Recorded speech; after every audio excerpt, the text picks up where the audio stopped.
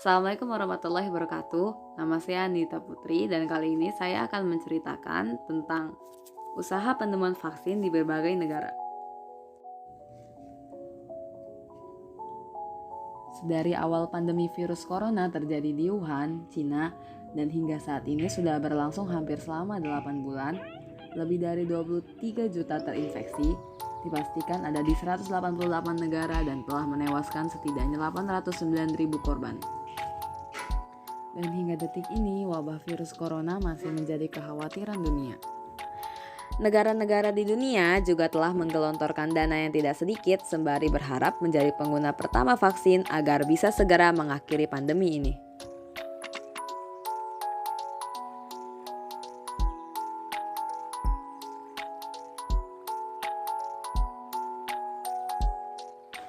Baru-baru ini Rusia mengklaim akan menjadi negara pertama yang akan memiliki vaksin corona. Seorang pejabat terkemuka Rusia mengatakan bahwa hal tersebut akan terrealisasikan pada bulan September ini.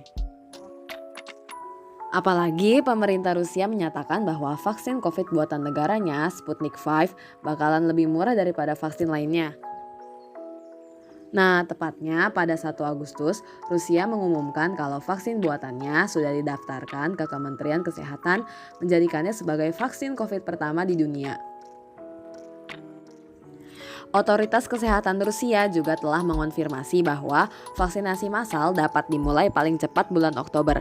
Bahkan, Presiden Rusia mengungkapkan bahwa putrinya telah diberi vaksin. Menteri Kesehatan Rusia, Mikhail Murasko, menyatakan bahwa vaksin dengan nama Sputnik V itu telah melewati seluruh pemeriksaan yang diperlukan. Namun, vaksin itu ternyata belum melalui uji klinis fase 3.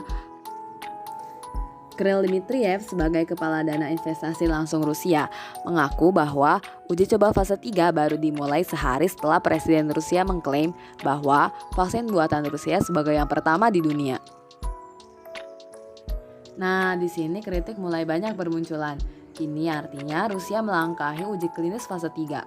Sementara itu, seorang analisis koresponden medis yang bernama Fergus Walsh mengatakan bahwa data vaksin Rusia tidak dapat diverifikasi.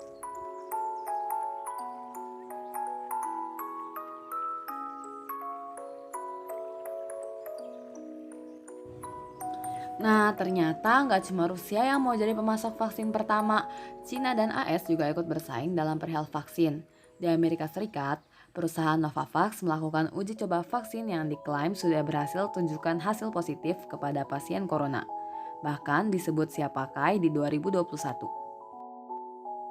Ya, hal ini membuat ilmuwan independen nggak mungkin membuat penilaian.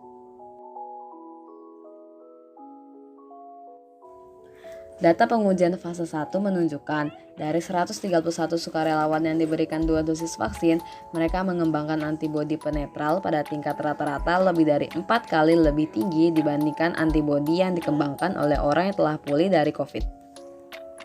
Sedangkan 3 vaksin yang dikembangkan Cina kini tengah memasuki uji coba fase 3. 3 kandidat vaksin asal Cina tersebut antara lain Sinovac, Sinopharm, dan CanSino.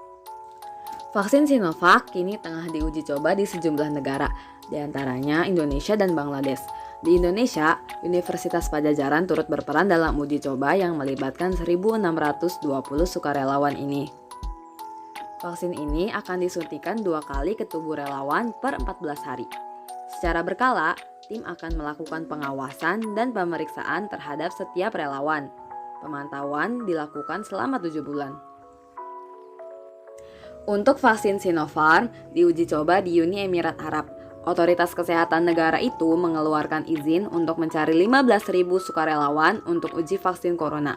Sementara, vaksin CanSino melakukan uji klinis fase 3 dari kandidat vaksin COVID AD5-nCoV di Arab Saudi. Vaksin ini terdiri dari virus flu tidak berbahaya yang dikenal sebagai adenovirus type 5 AD5 untuk mengirimkan materi genetik dari virus corona ke dalam tubuh.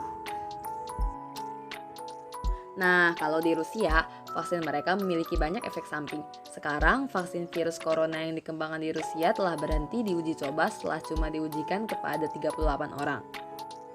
Setelah itu, pihak regulator langsung menyetujui produksi massal vaksin tersebut, padahal masih belum jelas efektivitas dan keamanannya.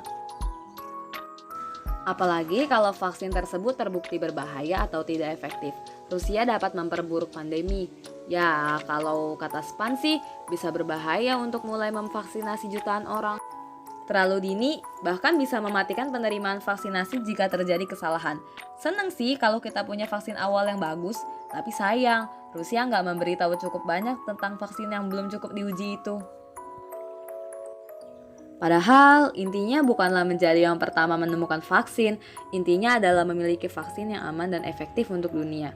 Menjadi yang pertama di pasar tidak selalu berarti vaksin itu akan menjadi yang paling efektif untuk dunia. Dan ini bukanlah perlombaan di mana akan ada satu pemenang atau garis finish.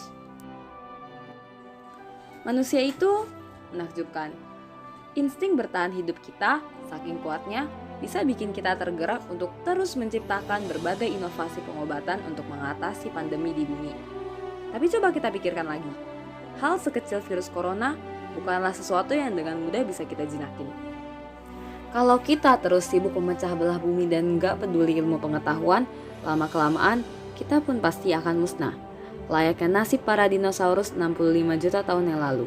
Kita tahu nasib mereka, tapi kita tidak pernah belajar dari sana. Inilah kesempatan kita untuk memperbaiki yang akan datang. Cepat atau lambat, kita harus mengakhiri pandemi ini. Dan bahkan jika beberapa ahli menyebut bahwa pandemi kemungkinan berlangsung selamanya, pastinya hal itu nggak akan gampang, dan itulah kenapa kita harus terus belajar dan melihat ke atas.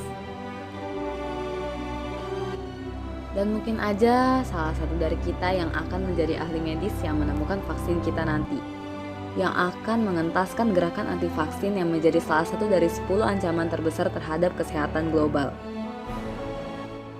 Yang akan jadi jurnalis untuk nyebarin semua kemajuan itu ke masyarakat dan yakinin semua orang bahwa kita bisa.